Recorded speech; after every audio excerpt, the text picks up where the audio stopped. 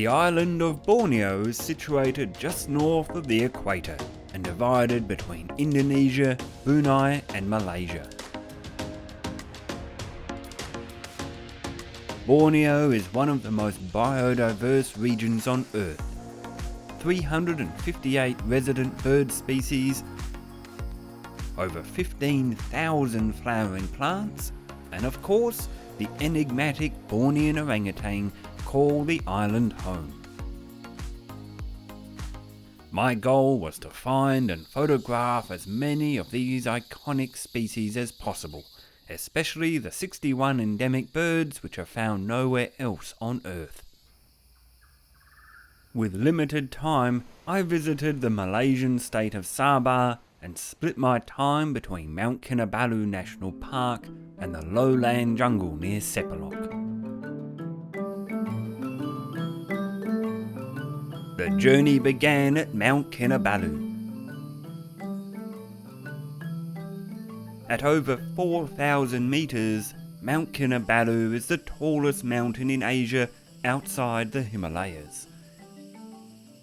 Its flanks are festooned in lush tropical rainforest, where every surface is teeming with moss and orchids. The park boasts a range of walking trails, as well as a road which takes one all the way to the Typhon Gate, the highest point on the mountain accessible without a climbing permit. This enchanting landscape is home to bird species found nowhere else on Earth. I had only 2.5 days to explore the forest and find as many of these gems as possible. I got the ball rolling with a mesmerising family of white-heads trogons. This is the male. You might think that their flashy plumage would make trogons conspicuous, but they are in fact notoriously hard to find, since they spend most of their day perched motionless in the shadowy understory, patiently surveying the forest for prey. Yellow-breasted warblers choose a much less laid-back lifestyle. These tiny balls of energy flit through the shaded gullies of Mount Kinabalu in furious pursuit of insects. Like many species here, they are restricted to the highlands, which is what makes these forests so special. Borneo is of course an island, but as far as speciation is concerned, the mountain forests here are islands in their own right, and therefore play host to unique species. These are often mountain-dwelling specialists that have diverged from their lowland relatives and are now considered separate species. Bornean forktails, for example, are confined to the shadowy banks of mountain streams, but there are other forktail species found in the lowland forests. They all share the name forktail though for a reason, as this individual was keen to prove.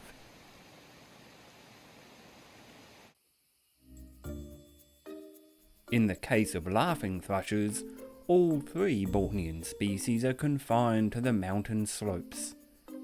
My favourite, and by far the most common, was the chestnut hooded laughing thrush, which forages in small parties at all levels of the forest.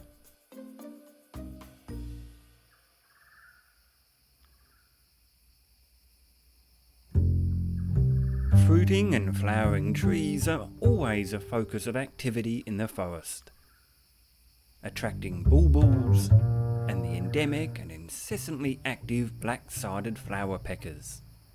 This male flowerpecker spent much of his time gently squeezing Asian grape berries in his bill, presumably collecting their sweet juices.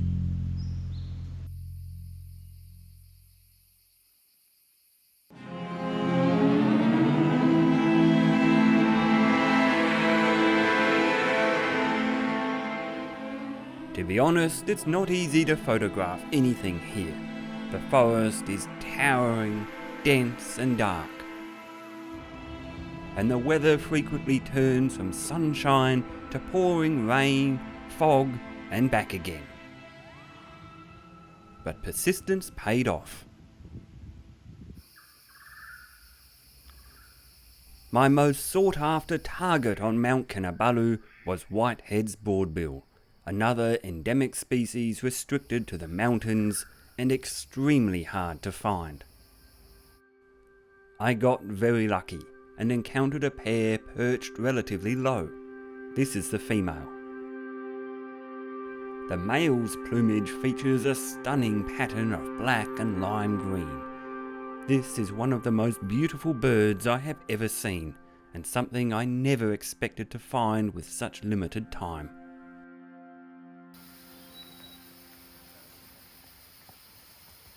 Borneo is home to 18 woodpecker species. Since Australia has none at all, I particularly enjoy seeing them and managed to find 4 species in Borneo, starting off with the checker-throated woodpecker on Mount Kinabalu. This species is active in the mid-story of the forest and can also be found in the Malaysian peninsula and parts of Indonesia.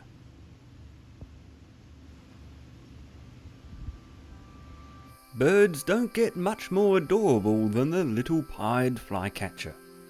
This species is named Little for a reason. High in the canopy, they occupied only a few pixels on my view screen. Luckily for me though, this bird paid a momentary visit to the understory for some up-close shots.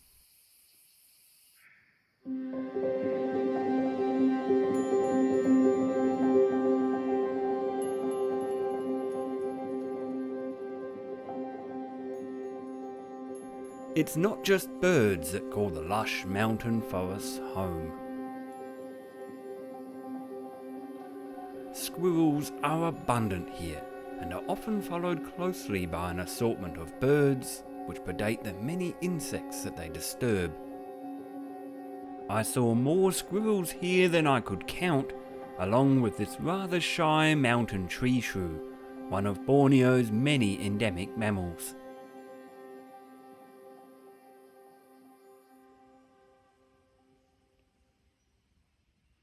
On my final morning at Mount Kinabalu, I came across a fruiting tree which attracted a variety of frugivorous birds, including the black and crimson oriole and the stunning gold-naped barbet, yet another Bornean endemic found only in the mountains. Barbets actually excavate holes in rotting tree trunks in which they roost each night, and as you can see, despite this bird being vividly coloured, it blends in exceptionally well against the canopy. It was in the tree for over half an hour, but I could only clearly see it for a few brief moments. Nearby, a flock of Sunda cuckoo shrikes probe the ground and mossy branches for insects.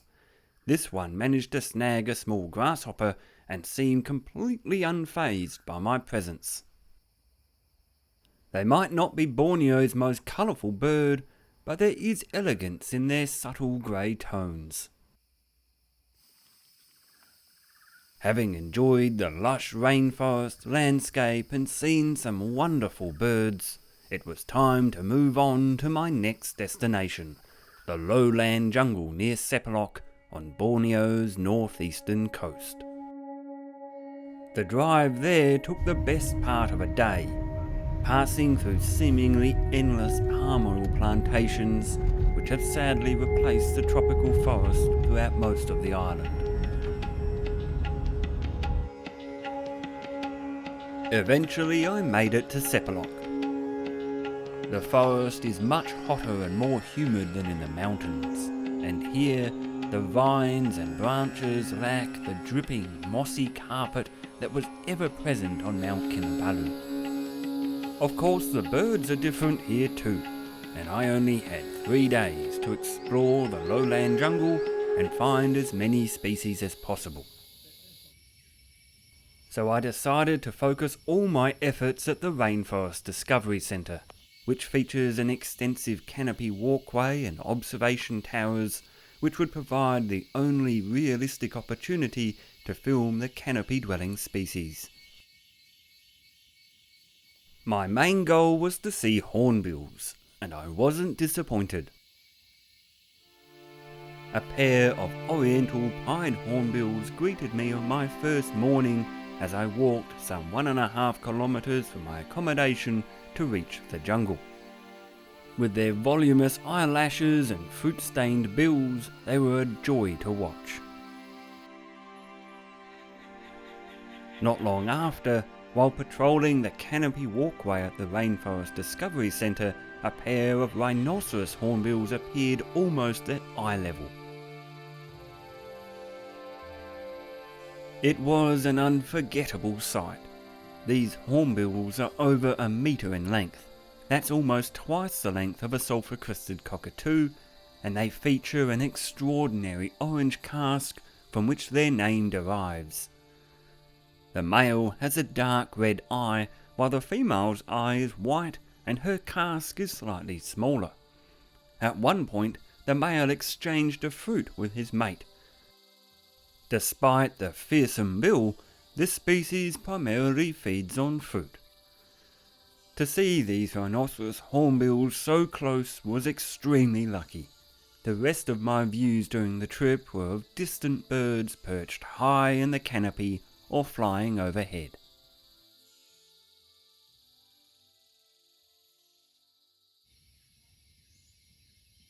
The third hornbill species for the trip was the Asian black hornbill, a smaller species which is also found on the Malaysian peninsula and Sumatra.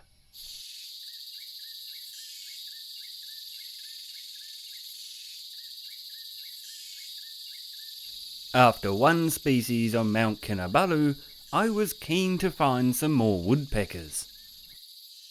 The first to oblige was a banded woodpecker, which appeared to be raiding an ant nest in a hollow branch. The ants clearly weren't impressed and were swarming over the branch and bird. Then I came across a much larger orange-backed woodpecker, which was busy compromising the structural integrity of a helpless tree. As the hole was extended, excess wood chips were cast out from the soon-to-be nest. After a while hammering and clearing wood chips, the woodpecker had developed a thirst and visited a nearby tree hollow for a drink.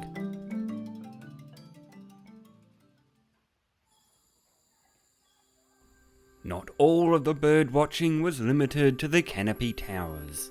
The forest floor is carpeted in decaying leaves and fruit, which attracts a multitude of insects and the birds which feed on them.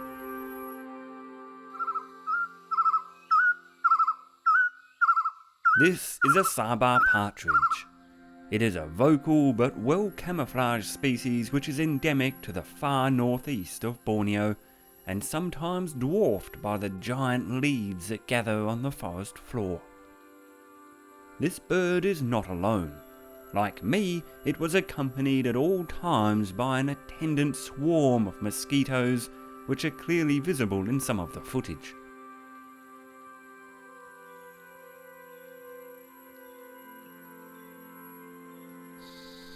A highlight for me was a glimpse of this black-crowned pitter, a secretive species which is only found in the far northeast of Borneo, where it resides in dense understory vegetation and is extremely difficult to observe. In the gloomy tangle of fallen leaves and vines, my camera was pushed to the limit and struggled to capture the pitter's gleaming colour, but I was happy enough just to see it. Also on the forest floor are the endemic black-capped babblers, which fossick inconspicuously among fallen leaves. This one eventually captured a small moth. One of my most sought-after targets for the trip was the striking black and yellow broadbill, a species also found in peninsular Malaysia and Sumatra. I was lucky enough to find a pair which seemed to visit the same area each day. Eventually I realised why.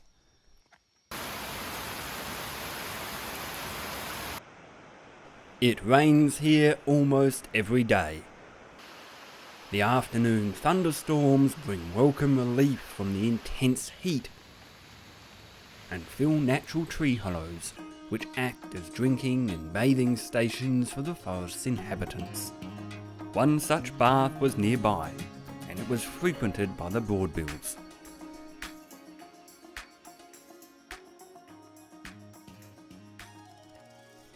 A different tree hollow near the canopy walkway was the favourite bathing station of a purple-naped spider hunter. The bill on this species is much less pronounced than that exhibited by the little spider hunter or yellow-eared spider hunter, both of which are common inhabitants of the lowland jungle.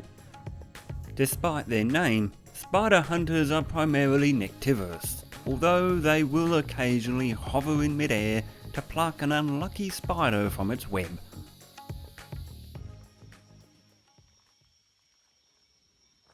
At any time, there are usually at least some forest trees in fruit, and it comes in all shapes and sizes.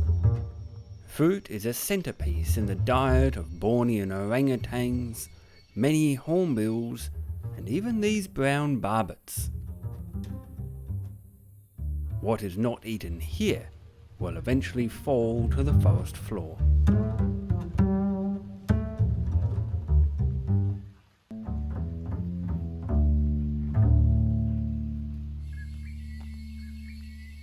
Borneo is home to a range of kingfishers, ranging from the stork-billed kingfisher with its impressively oversized bill to the much smaller blue-eared kingfisher, which closely resembles the azure kingfisher of eastern Australia. But my favourite was by far the rufous-backed kingfisher, a fiery ball of intense orange which is surprisingly hard to spot in the understory of the forest.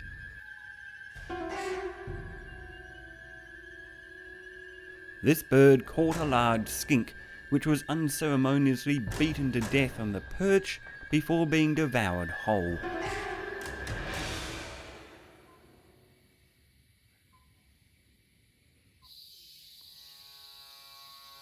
The focus wasn't entirely on birds though. An assortment of monkeys and squirrels were conspicuous in the forest canopy, often more so than the birds themselves. They included this elegant Bornean black banded squirrel which proved surprisingly fond of orchid bulbs.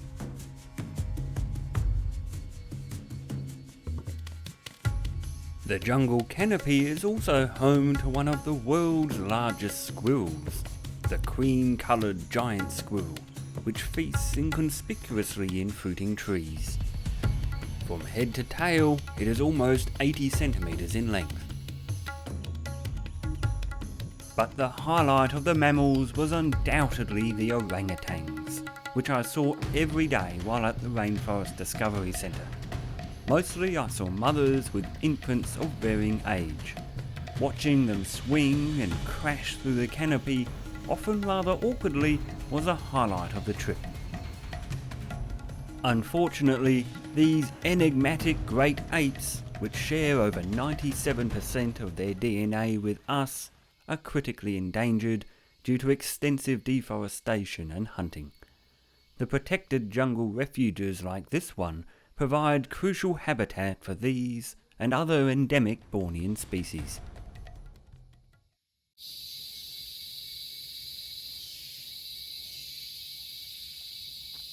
The mid-afternoon air is heavy with humidity and the ceaseless trill of cicadas. In the heat of the day, most of the wildlife take refuge in the shade. There is certainly good reason to stay hidden here. The sky is patrolled by powerful raptors such as Wallace's hawk eagle. I glimpsed this male eating a bird on more than one occasion, while the female resided on the nest, presumably incubating eggs. The nest was situated conveniently near to one of the canopy observation towers, offering almost eye-level views. Orchids festoon the larger trees here, and in this case adorn the nest with eye-catching purple flowers.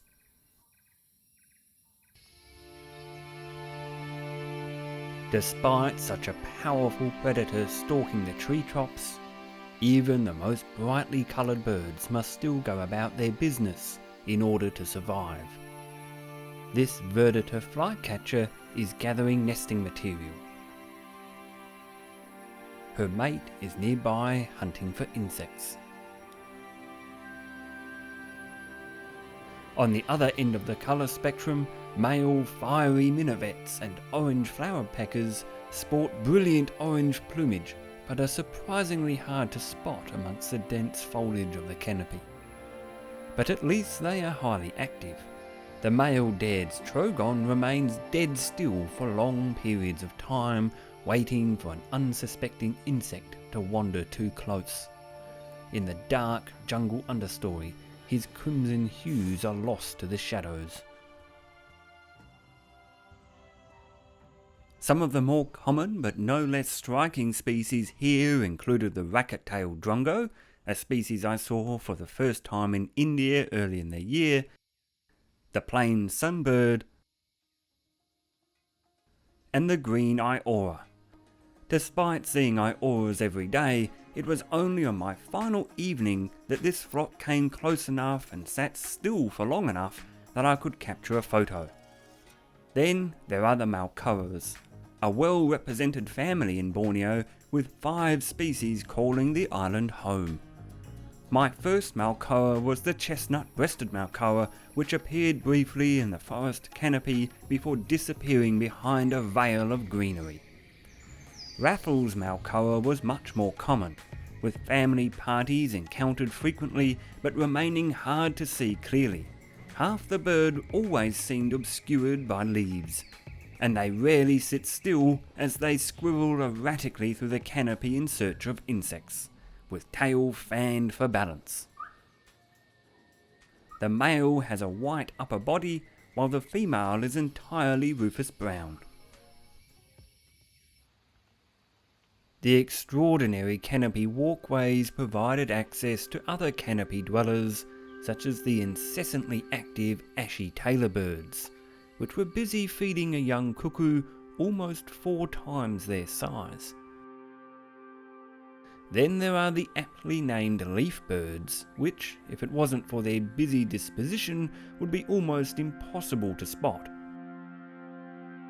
And finally, the boldly patterned black-winged flycatcher shrike, which is also found on the Malaysian peninsula and in Indonesia.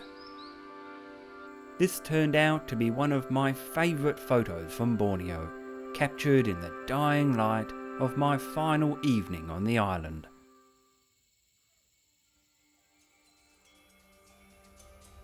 Over the course of 5 days in Borneo, I managed to see over 100 bird species, met wonderful local people, and explored the breathtaking tropical jungle.